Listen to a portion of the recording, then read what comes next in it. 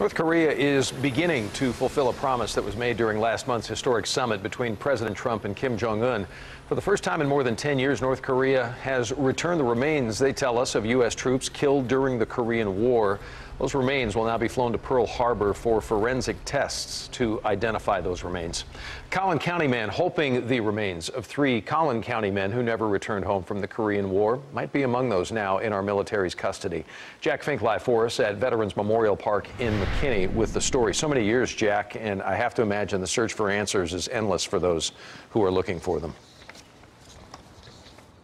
Well, you're exactly right, Doug. And on the wall behind me, you will find the names of these 3 Collin County men. And now you're going to meet the veteran who was on a mission to not only find out about them, but also to always remember them.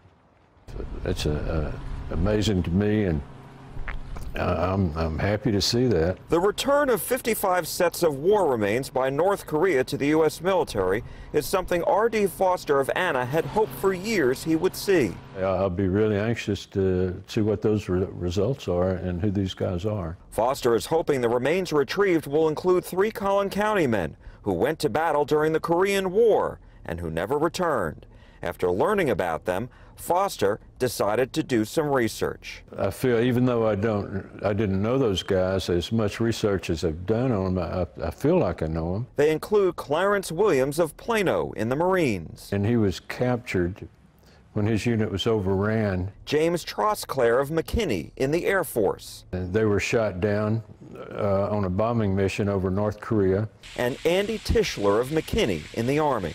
His unit was overran, and a lot of those guys were never seen again. Oh, there I am, right there. Foster is a veteran himself who saw combat in Vietnam.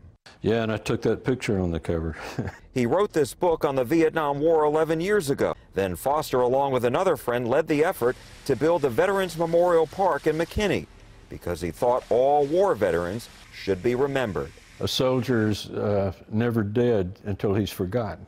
As long as we have those names on that wall out there, these guys, they're still around. Foster says he tried very hard, but he could not locate the family members of these 3 men.